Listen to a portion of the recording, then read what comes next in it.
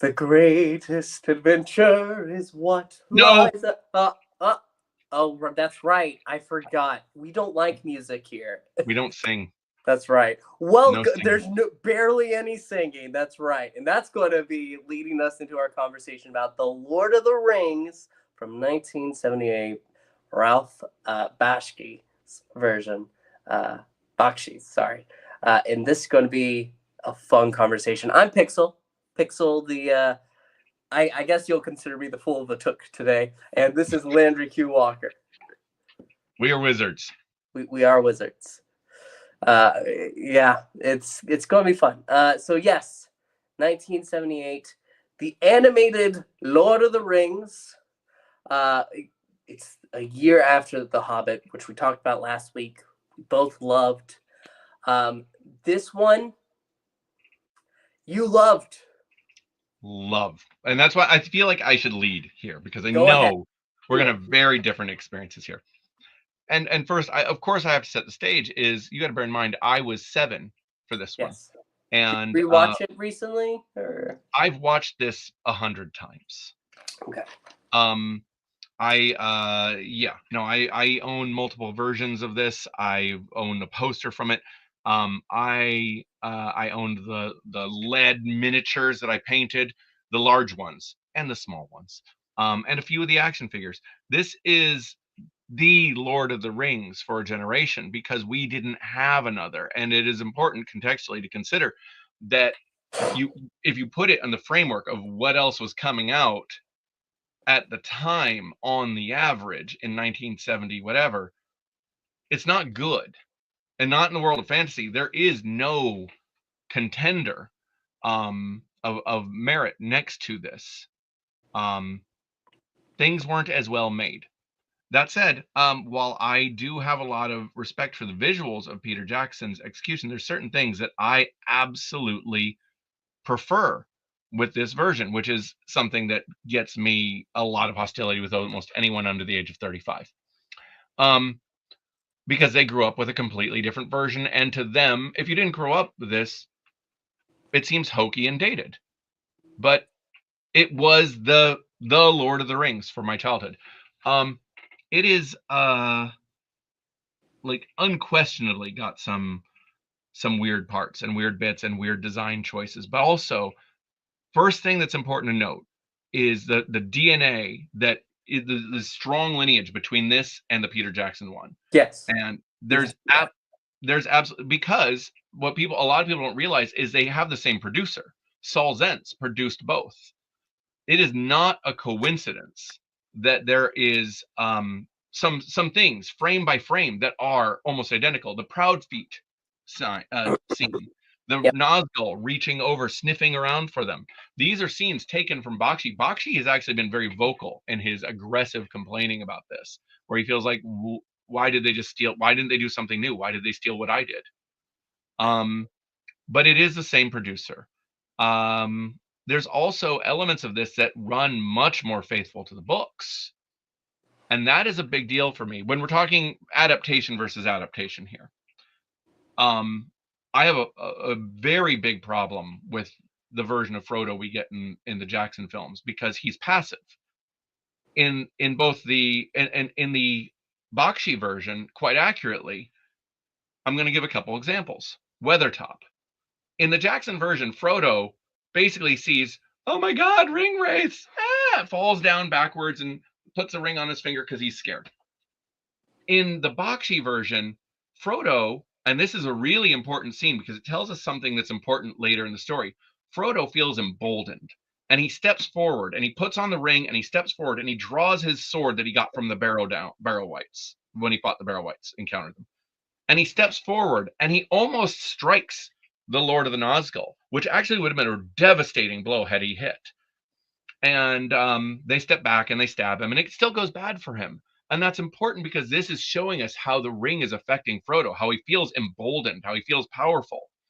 That's really an important mechanism of the ring at play, and how it goes so badly for him. It was a bad choice, but it's also one that shows us Frodo as this proactive, strong hero. And then the next thing they change in the Jackson version, it makes me crazy. They add Arwen. Arwen shows up, puts Frodo on her horse, and Frodo just flops around like a dead fish all the way to Rivendell with the Nazgul chasing them. She turns her horse. She says, "You won't touch him." In the Bakshi version, correctly to the books, Frodo rides alone. Frodo turns on the borders of Rivendell, draws his sword again, and basically says, I was going to curse a lot there, but he basically says, no, you will not take me. And of course, it still goes bad for him, but it is again showing us the strength of the Hobbit that will carry the ring all the way to Mordor. And Jackson took that away, and that makes me crazy. Yes, So, Jackson's version has so much going for it, but there's some fundamental misunderstandings of character that Bakshi got right. so for the well, actually, the first one that you mentioned with the ring wraith looking over, and him struggling against that. That's what I thought you were talking about. But then no, you went another. But No, I they did think that. That he is a scene, though. actually, That is when watching that in this movie, I I'm not. Here's my big complaint. Here's my big complaint. I feel like in the effort to go ahead and it being loyal, which I respect completely, to the source material, for some reason that means that they felt like they had to drag everything out. Him across from standing across with the river about to come down. You will not take me. That takes, it feels like 5 minutes of him just standing there, and you don't feel anything. I want to feel like, oh yeah, no, he's being emboldened and all that. I don't get that because and that's where I'm going to go ahead and talk about it. Rotoscoping, I'm not saying that I dislike rotoscoping. I liked, what is it, Fire and Ice. I enjoyed that. I think that it worked for that. It does not work here, especially because half of this animation isn't animation. It is the live stills that they collected of people dressed as orcs and the ring wraiths, and it's like they put a filter on it, and it does not read. It doesn't mix well. If they had fully animated this film, maybe it would look better, but it doesn't. I hate Samwise Gamgee in this version. Sam's And you terrible. know how much of a But pain that is for me? Because Samwise Gamgee, I love Samwise Gamgee. there's something you may not understand about Samwise in this, and the same thing with Bilbo. In case you noticed, Bilbo and Samwise are played by the same actor in this, and that is Billy Barty, who is like the Peter Dinklage of the 1970s. This was everything about his mannerisms, his performance is absolutely this like very well-known actor at the time. So it changes your perspective. I don't disagree, especially if I didn't know who Billy Barty is at the age of 7 watching going, oh my God, it's Billy Barty. They got Billy Barty as Samwise. If you don't have that context, it's going to hurt because without it, it just reads so poorly. So I don't disagree with you, but I do think you miss something contextually. That doesn't change. No, because that takes away, I feel, because God, I love Samwise Gamgee. He is but a very different character. he's a bumbling fool here. That's exactly what he is. He's a bumbling, very, I mean, he's brave for sticking with Frodo, but he feels cowardly. Even when going, oh, I know where Mr. Frodo is. I'm going to find him. Oh, he's in this boat. I'm here, Sam. Oh, I'm drowning. Compared to... But in fairness, and I know where you're going, but because Sam is amazingly portrayed by Sean Astin. He absolutely is. Sean Astin is a brilliant actor. Billy Barty is a comical actor who is best known for Dr. Shrinker, as the henchman in Dr. Shrinker. Obviously, Sean Astin did a wonderful job, but I will say the book Sam is somewhere in between those two, and I feel like I would have taken an in between, but that's not. Yeah. This is the it's not. No, you're right. Opposite. I'm not going to disagree, and I have the same problem. Bilbo has a lot of the same problem, although Barty has a few moments of drama, the actor, with that Bilbo. I was surprised to see, like when he says it, "Don't adventures ever end," when he Don't pulled forget it down. Pepper in, which is actually one of the few like good, like solid acting moments It in was this. really good. Yeah. It, even though it's,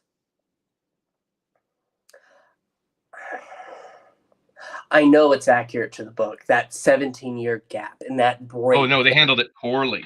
It's so poor. It's so poor here. I Yes. would.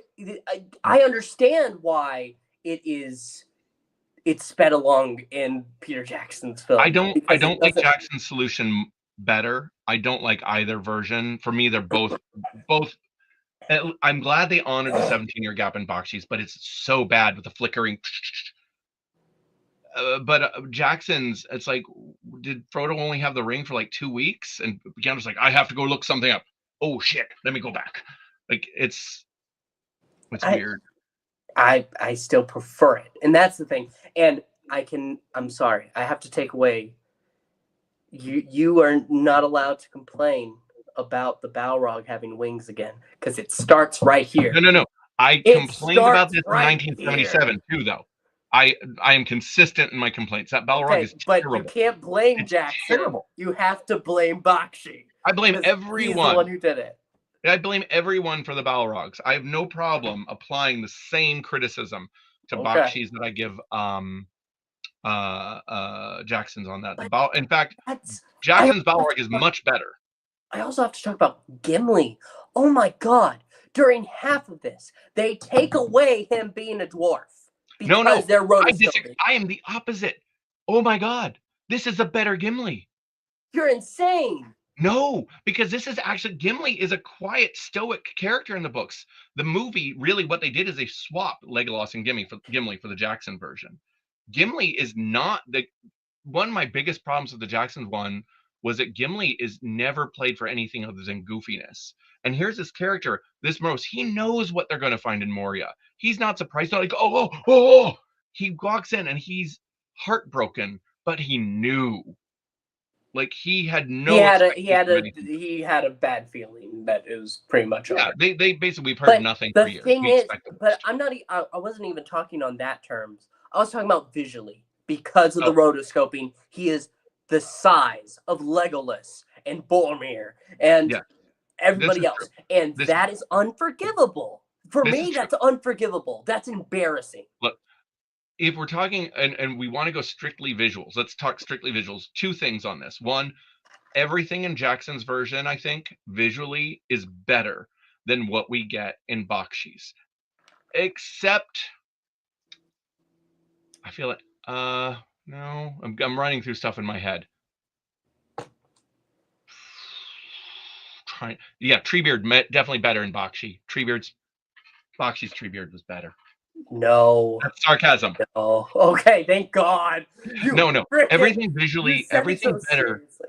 Everything The visually thing in is, Jackson's version is better. I'm not even saying because there is one part that is undeniably beautiful, and that is when once you have Gandalf back and he's explaining what happens after he falls with Balrog, it's these beautiful paintings that come to life. And if the entire film was an interpretation like that, Mhm. this would be one of the most stunning works of art. That moniker that's pretty much applied to this, a um, a living painting. That's what this movie would be if it It was needed more of just that. that moment. The movie suffered from really bad budget constraints, and so they made a lot of shortcuts. Absolutely, it definitely has problems. I want to go back to the very beginning of it actually really quick because both movies fail at something for me. Um, Isildur cuts the ring. He fights Sauron in battle. Cuts the ring. He defeats Sauron. Isildur does not defeat Sauron in the books. That's Elendil and Gilgalad. But Isildur cuts the ring off Sauron's finger after Sauron is fallen and defeated and basically dead. He takes the ring um, as a weregild, as payment for all his loss and suffering, because he's lost so much at the hands of Sauron, more than anyone had lost. Isildur had lost, and both versions also miss the fact that when Isildur was struck down by the arrows He was taking the ring to Elrond to go, hey, what should we do about this? It's horrible. You know, there's problems in both of them are adaptations, and both of them This have. this movie though, because you're right, there's a lot that Jackson does go ahead and pull from this. Yeah. I can't, like, I can understand Bakshi complaining, like, oh well, why did he go ahead and take that? Your movie is a storyboard. This movie is a storyboard, and Yeah. that's what it is. It And is, it was work for hire. He doesn't own it. and it's just it drove. It was, I wanted to like it, but it doesn't have the Hobbit that we watched went ahead and it brought whimsy. That's what I think this lacks. Like, I Well, know it's a lot more, it's a far more serious story. Far more serious story. yeah. But it doesn't, it's lacking the fantastical feelings that I should have. It doesn't I have, because I we talked about with The Hobbit, it was made by people with, it feels like with love. And this doesn't, I don't feel the love. And here's that, one of I'm going to outrage you again. mhm. One of the things for me that is vastly superior to this than the Jackson version is the music. I love the music in this. Howard Shore, I believe, it did the music in the what's the name? I mix up the names all the time. Whoever it was, the composer of the music in the Bakshi version, I really enjoy. Um, it actually adds a little bit of lightness to dark scenes sometimes when it needs to, and a little bit of strength for me for scenes. I listen to this soundtrack all the time, and I've never warmed to the movie one, the Jackson version soundtrack. I can I honestly I watched, so how I had to watch it because it was on Max as I was watching The Hobbit, and then they took it off the next day. So I had to rent it, and I had it for 48 hours. So you know what I did? I watched it twice, and I thought maybe the second go around would be better. I cannot recall a single piece of music in this that's like sticking out. Like, oh, this was really nice. And I hear it right now, like But earworming me. meanwhile, Jackson's, I have that. It's ingrained. Yeah. It's a part of the movie. The soundtrack is, I But can't tell you anything. this is Honestly, if probably you ask me, I think most of this movie doesn't have any music. and for me, it is the exact opposite with the Jackson version. And for both of us, it's probably that these are the versions of our childhoods. You know, how old were you when you saw the Jackson versions? It wasn't childhood. It was Yeah. teens. Well, I mean, I'm sorry, I'm 53. That still sounds like childhood to me. It was it was like 17 though. So it's like it's getting that point where I'm actually surprised I hadn't watched it sooner. But Yeah.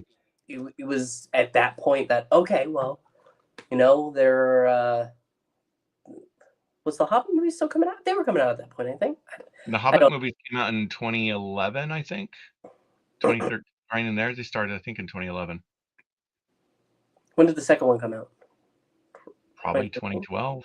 I think they were every year, just like the Lord of the Rings. Oh, then maybe I was 13, 14 because I watched it before going to the Hobbits. Oh, that was a mistake. Yeah. The so I there's a lot I really enjoyed about this. Oh, I was talking about the DNA. They took a lot of Smeagol Gollum's design came from the Bakshi one for the Peter Jackson one. But it's different. It's horrendous. Oh this yeah, one but is it is horrendous. it's the DNA. We see the Jackson version's DNA. There are times, one of the things I the only way that I can say that is through the frailty of him. Yes, I see that. But everything else, I can look at the one in Jackson's film and I can look at the Hobbit one and I can say, oh yeah, those are Gollum.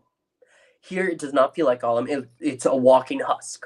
It doesn't feel hobbity.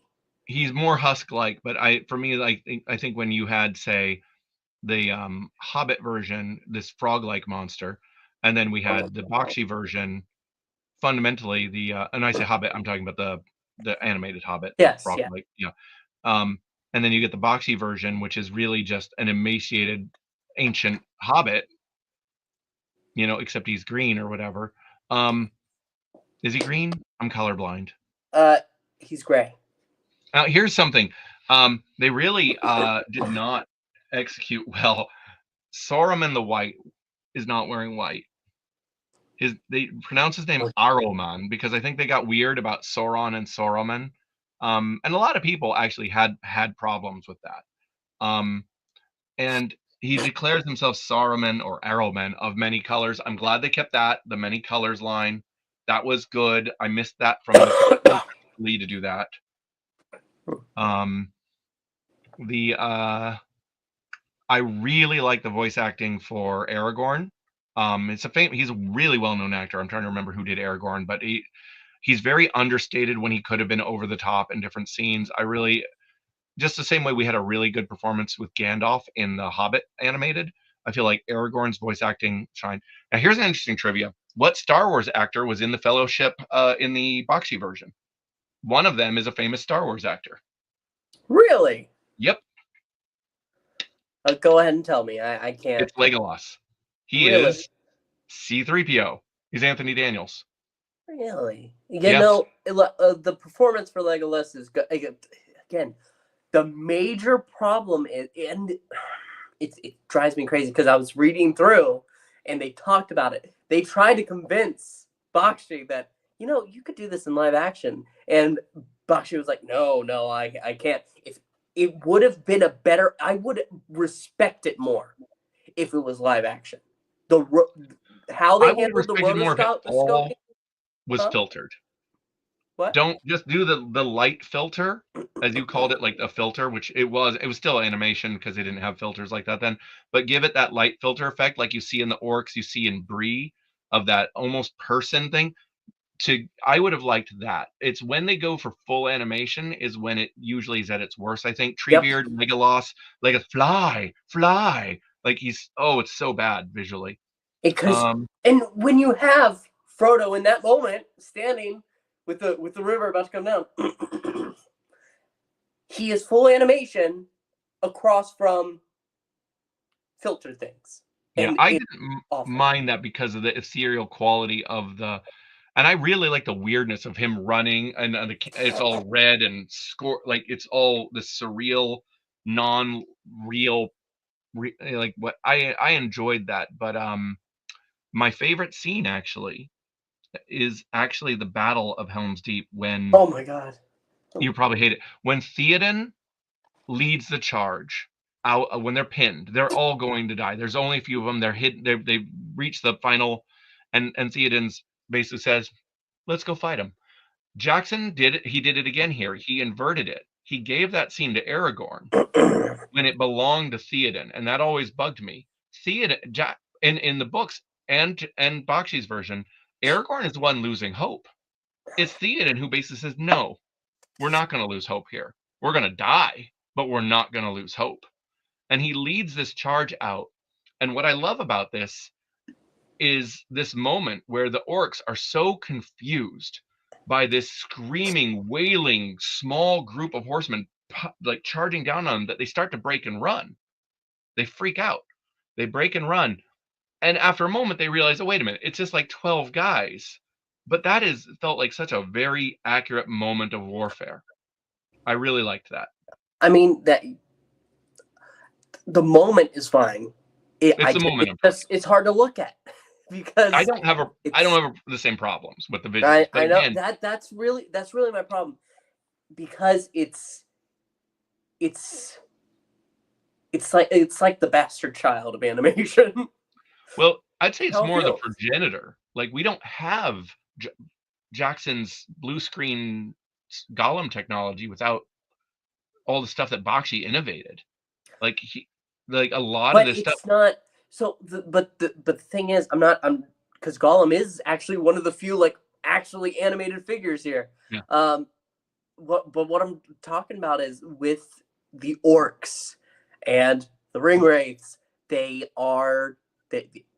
They're just visually not unsettling. They're just wrong. It doesn't fit in the movie. They are from two very different films. One that wants to be this animated Lord of the Rings, and then another that's just it feels like just a filter.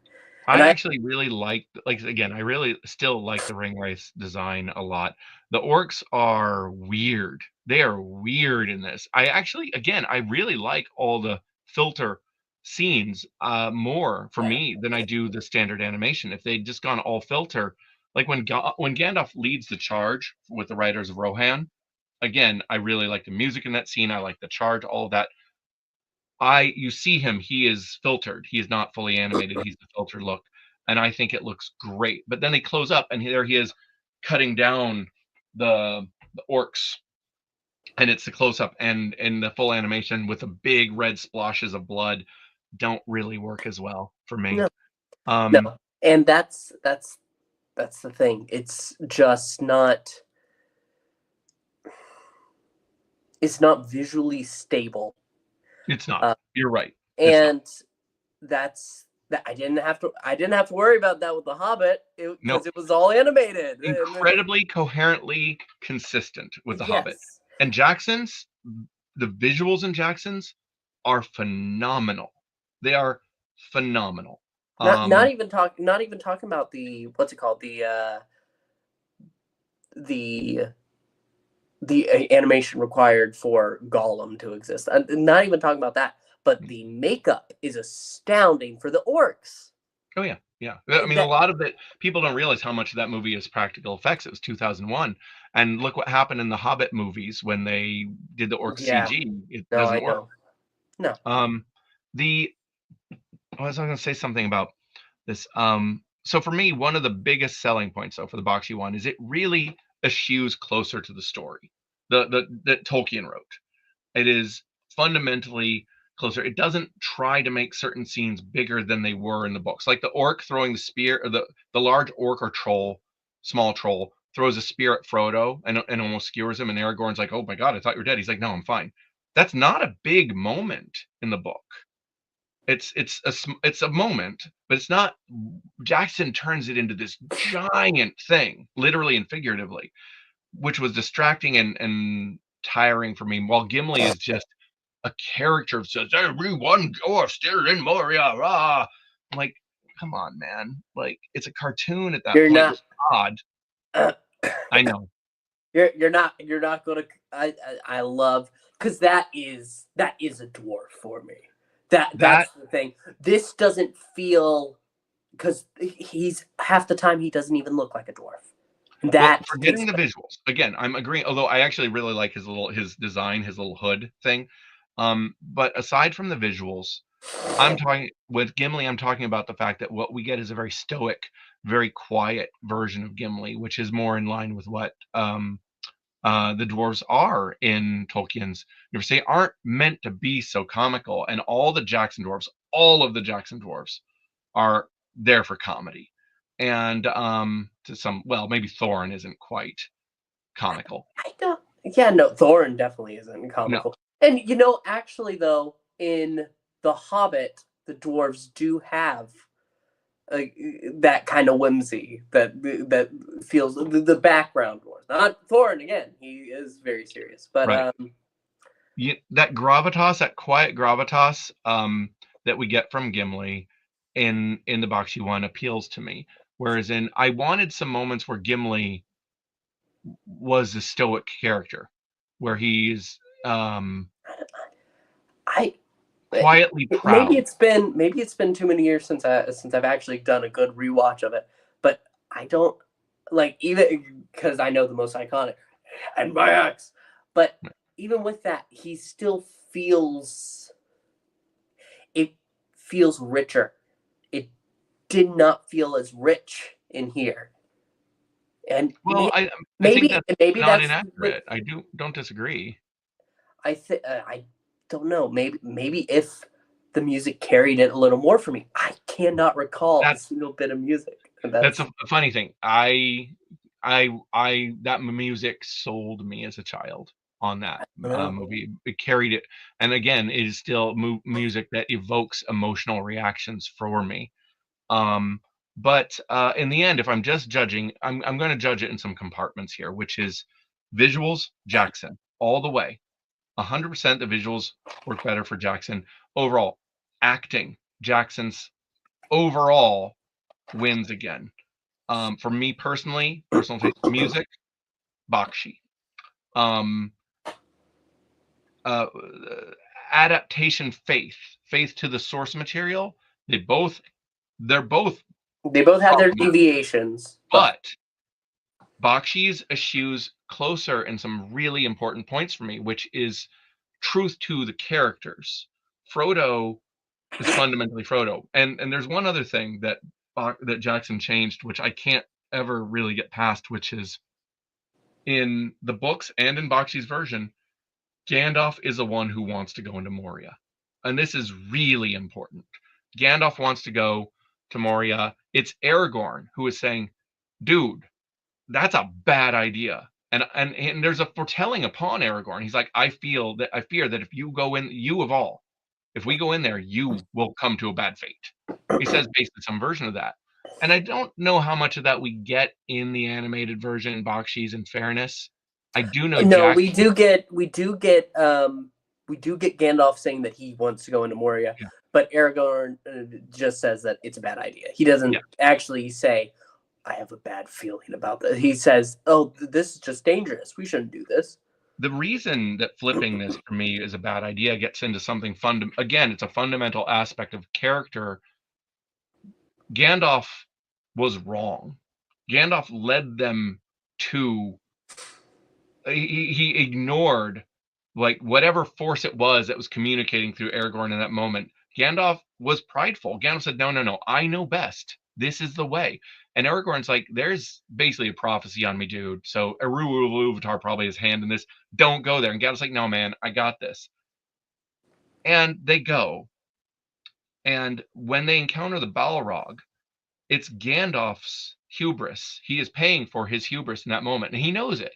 That's why he stands alone, and he pays the price. This is where we get into Tolkien being a Catholic. He pays the price for his sin, and he dies because of it, but he's purified in it because he sacrifices himself rather than running from it. And when he's reborn, that sin is purified from him, and now he's Gandalf the White, and he's a fundamentally different character that would never make that mistake again. And that is something that I feel Jackson really misunderstood by making Gandalf say, "No, no, let's not go there. Well, I guess I'll die for all of you." It's more of a Jesus motif, but it just doesn't work for me. Um, that is something that bugs me. I don't know. Maybe after we do, because we are going to do next week, Return of the King, the animated Return of the King, Rankin Baskin,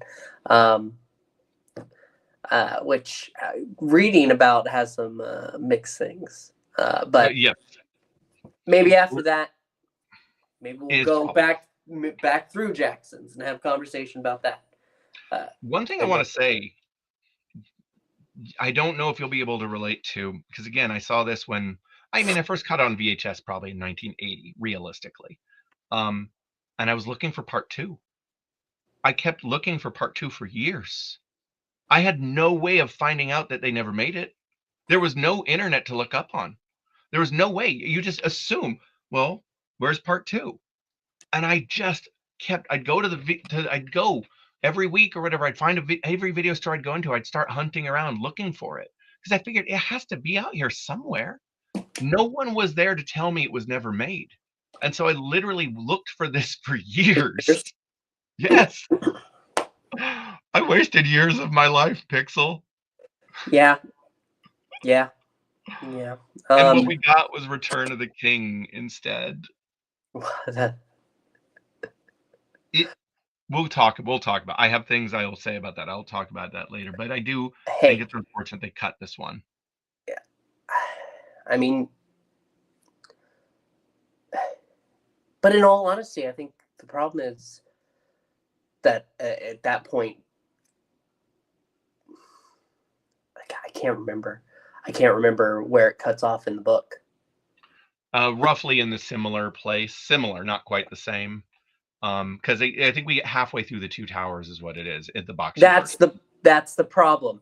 That Yeah. is it. Because you get Helm's Deep, and that's Mhm. supposed to be in Two Towers, Yeah. And right? you get Gollum too. Gollum is And yeah, and they're already that is a major problem. They went ahead and tried to push on when he was already saying that this already has to be split.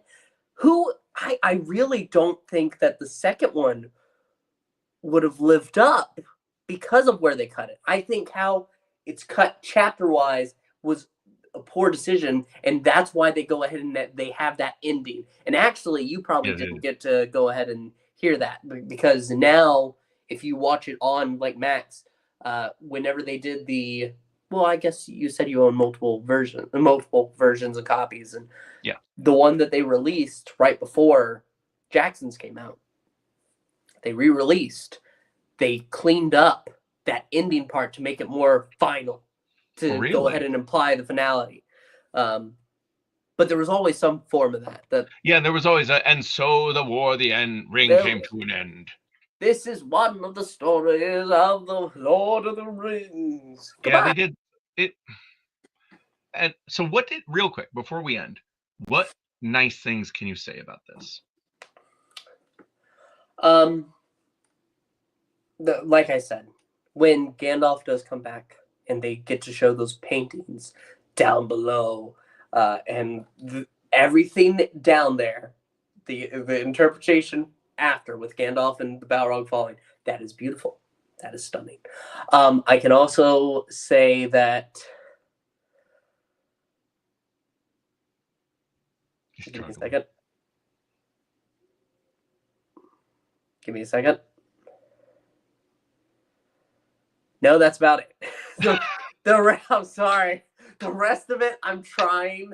I really tried, but I just I would be embarrassed. I would be embarrassed because you have that movie that came out a year before, and I understand there was a huge legal fight about all of that. But you have that movie come out, and then you have this one. Mm. And one is it's amazing how good that animated Hobbit movie The is. Hobbit movie is exquisitely done. Absolutely. It really is. And it makes this one look like a joke. And Yeah. that's what's hard. Because you do see so much of the DNA that goes into the Jackson one. But for me, it feels like this is a storyboard for that. It feels like everything that you said before. Well, why would he go ahead and just put that in his movie? Because his movie is like if you made yours good, and that's how Right. And I'll tell you, if Jackson had stuck to the same character arcs and character beats that Bakshi kept, I would prefer the Jackson version. It is those lost I character moment that really hurt me. I don't think I'm ever going to agree with you about. I think Arwen coming down and grabbing Frodo. I that just it clicks better. The scene flows better than him going across, standing there. I will not come. It's one flows better and one doesn't stick its I landing just for look and me. go, "Who is this lady? Why is she?" She's like, "No, Frodo, Frodo. Oh no!" Like we don't know you. If she had at that point change it more and have her with them for much earlier in the film. Um, I feel like that would, but see that I think would be changing too much. well, I don't mind when things change. I don't mind adaptations as long as they serve. And if you're going to make part of my problem with that scene is it's unearned. Arwen's love and care for Frodo, we literally just met her. We have no idea who she is. And suddenly they put all this weight upon her. And it's like, why? Why? Like, why do we care that you're upset about Frodo? We don't know you. If Gandalf had shown up and ridden with him, What? we'd get it, right? Um, but at that point, But he like I has to said, send the horses. introduce Arwen earlier, or keep the scene as it was, and basically have Glorfindel or Arwen or Legolas. It's funny how they change in the book. It's Glorfindel. Bakshi used Legolas, and Jackson used Arwen. Glorfindel cut from every version. That dude killed a Balrog on his own, by the way. So At that point, keep it as it is and have the elf in question go, the only way he's going to make it is if he rides alone. Two riders will never make it there. He has to go alone while he's dying. This is his moment. And that shows his resistance to the ring. He fights it himself. No one else can fight it for him. In the book, in the movie, in Jackson's movie, Arwen fights it for him. This is Frodo's moment. But this is a through line Jackson has a problem with. Other people carrying Frodo too much. And that's one of my biggest criticisms about the Jackson films is that Frodo never really delivers the strength I want to see from him. I would think the key thing for that is because of everything that I can go ahead and just recall. Like I said earlier tonight, I have a very bad memory. I do. Even things that I love, I have very bad memory. Fair. But with that, one of the things that, which is one of the reasons I love Samwise, that whole thing, oh, I can't carry it for you, but I can carry you. I think that he was trying to push that through. The burden of holding the ring is Frodo's. But that's the thing. It works then because go ahead. That's Frodo's breaking point. Frodo the whole time before then is like, no, it has to be me. And that's in the book. Sam does that in the book. Sam's like, nope, I'm going to carry you. And it's a great scene, but it only reaches that point because Frodo has taken the last steps he can take. And Sam has to carry him over. But Frodo gives up in the Jackson version, like before they even get to Rivendell. He's like, oh, I'm too weak. Maybe after we do Return of the King, and then we go through the Jackson extended editions. We'll just start book club, and we'll go by chapters. I do it. We'll do it. 3 chapters at a time, maybe. Those chapters are long, so that'll be a lot to cover. I was reading some of it. I was reading some of the Two Towers yesterday to that effect. So, and I actually was thinking the same thing. We have lots more we'll go over, but I'm glad you watched this. I'm glad you finally saw it. I'm glad I watched it too. It's a piece of history. Yeah, no, I'm glad that I watched it. But it's just sad that Hawk the Slayer is more visually satisfying than this was. Have we? I mean, I love Hawk the Slayer. We've talked about that, right? You know how much I love Hawk the Slayer. I know how much you love it. We haven't had an actual conversation about it, but we will. There's a comic series now. I know, you told me. Okay. I can't remember. All right. But we'll be talking about it next week for anybody that's out there that watches us. No, nobody does, but that's okay. This is for us more than it. And someday it's there on the YouTube. Somebody will find us.